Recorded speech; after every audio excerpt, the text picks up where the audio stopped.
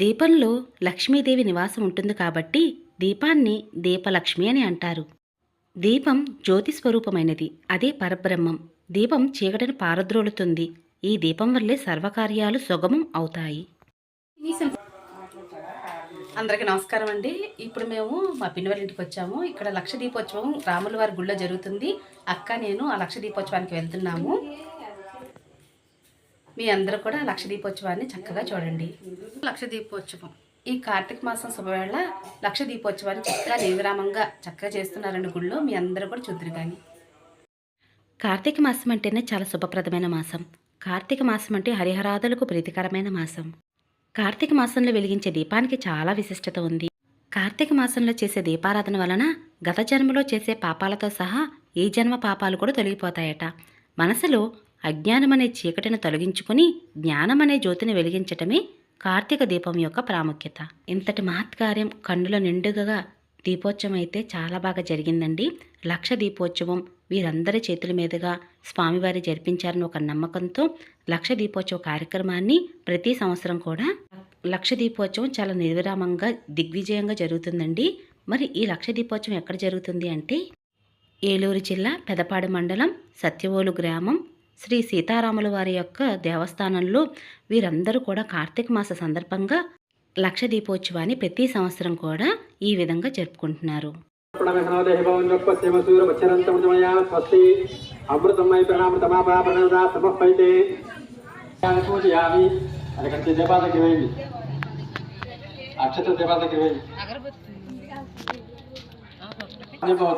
నమస్తే అస్తు తన్మే అస్తు బాహుభ్యాం యతయే త్రయంబకం యజామహే సుగంధిం పుష్టివర్ధనం ఉర్వారుకవందనాత్ మృత్యోరుక్షి మమతాతు ఈశాన సర్వలోకాయ త్రయంబకేశ్వర విజ్ఞాన విద్య భగవద్భవాయ శ్రీ కార్తీక రామోత్సవ త్రయంబక దేవతాభ్యో నమః అసురేత్యేవ రస్మాసురుత్వమనోరేభోన్యోత్పత్తివిశ్వరుపచ్చంద్రయాన స్వస్తి అమృతమయ గుణాభ్యాసమపైతే శ్రీ త్రయంబకాయ స్వామి నమః సాంగం సాగం భారతం పత్ని భర్మావాహయ స్థాపయామి పూజయామి.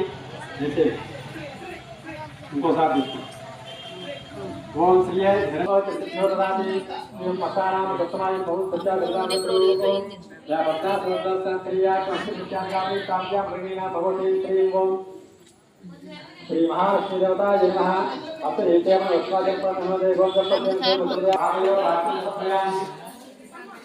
సత్యవోలు గ్రామంలో ప్రజలందరి చేత కూడా ఇలా కార్తీక మాసంలో కార్తీక దీపోత్సవం సందర్భంగా లక్ష దీపోత్సవాన్ని వీరందరూ కూడా దిగ్విజయంగా ఎన్నో సంవత్సరాలుగా ఈ పూజా కార్యక్రమాన్ని నిర్వహిస్తూ ఉన్నారండి.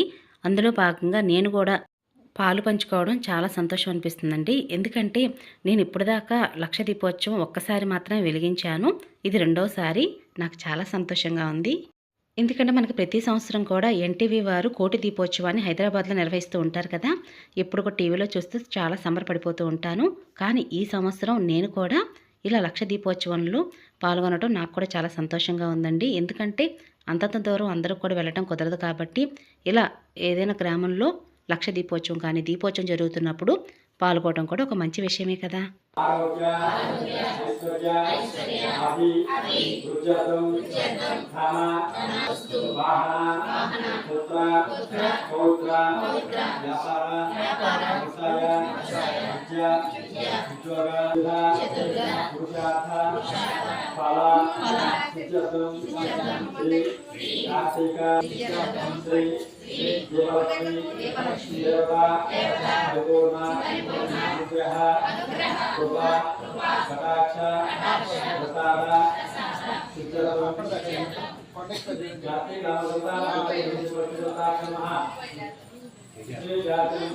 మనిషి తన అజ్ఞానంతో కోపం, ద్వేషం, దురాశ, అసూయ, పగ వంటి అనేక రకాల ప్రతికూలతలను తన దేహంతో నింపుకుంటాడు. వాటన్నిటినీ త్యజించి ఆ చీకటి నుంచి వెలుగులోకి రావాలని చెప్పడమే ఈ కార్తీక దీపోత్సవ ప్రధాన ఉద్దేశం. కార్తీక దీపం వెలిగించి మన మనసుని శుభ్రపరచమని భగవంతుని కోరతాం. ఈ దీపారాధన వలన మన ఆత్మలను చెడు కర్మల నుండి శుద్ధి చేసి పరమాత్మతో ఐక్యం చేయడానికి చేస్తాము. ఇది మన ఆత్మ జ్ఞానాన్ని పెంచి మంచి ఆలోచనలతో అంతర్గత సాక్షాత్కారానికి మార్గాన్ని చూపుతుంది. మంచి వ్యక్తులుగా ఎదగడానికి గొప్ప అవకాశాన్ని కలిగిస్తుంది. స్వచ్ఛమైన ఆత్మ, స్వచ్ఛమైన మనసే నిజమైన ఆనందానికి మూలం. అని ఈ కార్తీక దీపం మనకి బోధిస్తుంది. ఈ పవిత్ర కార్తీక మాసాన్ని అంతే పవిత్రతతో భక్తితో జరుపుకుందాం. భగవంతునికి కృపా కటాక్షాలు అందరిపై సమృద్ధిగా ఉండాలని కోరుకుందాం. హ్రీం శ్రీం హ్రీం కాంతిలక్ష్మీ నమః. ఓం హ్రీం మేధాలక్ష్మీ నమః. ఓం హ్రీం శ్రీం లక్ష్మీ నమః. ఓం హ్రీం శ్రీం హ్రీం దయాలక్ష్మీ నమః. ఓం హ్రీం శ్రీం హ్రీం సుబలం. ఓం హ్రీం శ్రీం హ్రీం కృపాలక్ష్మీ నమః. ఓం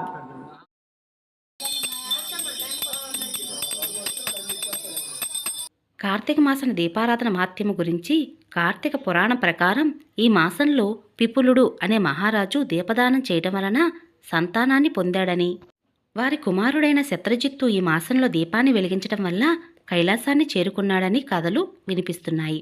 ఇక ఈ మాసంలో ఆవునేతితో దీపారాధన చేస్తే మంచిదంటున్నారు. కార్తీక పురాణం ఒకవేళ ఆవు నెయ్యి ఉపయోగించే శక్తి లేకపోతే నువ్వుల నూనెతో గాని, విప్ప నూనెతో గాని, నారింజ నూనెతో గాని ఏదీ కుదరకపోతే ఆముదంతో కానీ దీపారాధన చేయవచ్చునని చెబుతుంది. కొండంత పత్తిని చిన్న నిప్పురవ్వ ఎలా కాల్చి బూడిద చేస్తుందో అలాగే ఒక మనిషి తన జీవితంలో చేసే వేల పాపాల నుంచి ఈ కార్తీక దీపం కాపాడుతుందట. నా కర్తవ్యము నీవు అమరీషుని ఇంట భుజంబగా వచ్చినందుకు అతడు చింతాక్రాంతుడై ప్రజాపడము కాదు, ఒక బ్రాహ్మణుడు దుష్టులైనచో వారిని జ్ఞానులకు బ్రాహ్మణుల శిక్షింపవరుడు. బ్రాహ్మణుడు గాఢమాలు చేసి ఆ బాలు చతుర్జిత్తులను ఆలోచన పేరు పెట్టారు. అంత గాఢపెంచుతూ ఉన్నారు. కార్తీక మాస దీపారాధన వలన కృత సంతానం కలిగింది కావున ఆ దేశమంతా కూడా ప్రతి సంవత్సరం కూడా కార్తీక మాసం వ్రతాలు దీపారాధన చేస్తూ రాగా ఆచరించారు. ఆ రాకుమారుడు చతుర్జిత్తు దిన పౌర్ణమాడు జరుగుతూ సకల శాస్త్రాలలో చదివి నదుడు అతిశామంతులను కూడా నేర్చుకున్నాడు. కానీ ఎవరు రాగానే దుష్టుల సహవాసం వలన చేతను తల్లిదండ్రుల గాఢ. దీపం పరబ్రహ్మ స్వరూపం. ఏ ఇంట్లో అయితే నిత్యం దీపదోప నైవేద్యాలతో పూజను చేస్తూ ఉంటారో ఆ ఇల్లు అష్టైశ్వర్యాలతో తొలతూగుతుంది అనేది ఒక ఆర్యోక్తి. నిత్యం ఇంట్లో దీపం వెలిగించడం శుభప్రదం. కానీ ఇప్పుడున్న బిజీ లైఫ్ స్టైల్లో ప్రతిరోజు ఎవరు దీపాన్ని వెలిగించడం సాధ్యం కాని పని. అందుకే కార్తీక పౌర్ణమి వేళ ఒక పద్ధతిని సూచించారు పెద్దవాళ్ళు. అంటే ఈ రోజున 365 ఒత్తులను వెలిగించడంతో సంవత్సరాంతం పూజ చేసిన ఫలితం దక్కుతుందని చెబుతూ ఉంటారు. ఈ 365 ఒత్తులను కార్తీక పౌర్ణమి వేళ ఇంటి వద్ద తులసమ్మవారి వద్దనే వెలిగించవచ్చు, లేదా దగ్గరలో ఉన్న ఏదైనా దేవాలయంలో 365 ఒత్తులను వెలిగించవచ్చు. దీపానికి చాలా ప్రాముఖ్యత ఉంది. అందులోనూ కార్తీక మాసంలో వెలిగించే దీపానికి మరింత ప్రాముఖ్యత. కాబట్టి ఇలా కార్తీక మాసంలో లక్ష దీపోత్సవము లేదంటే దీపాన్ని వెలిగించే అవకాశం వచ్చినప్పుడల్లా ప్రతిసారి కూడా దీపాన్ని వెలిగించడం చాలా మంచిదండి. కాబట్టి మీరు దేవాలయంలో అయినా ఇంట్లో అయినా సరే ప్రతినిత్యము ఈ కార్తీక మాసంలో దీపం వెలిగించడానికి ప్రయత్నించండి.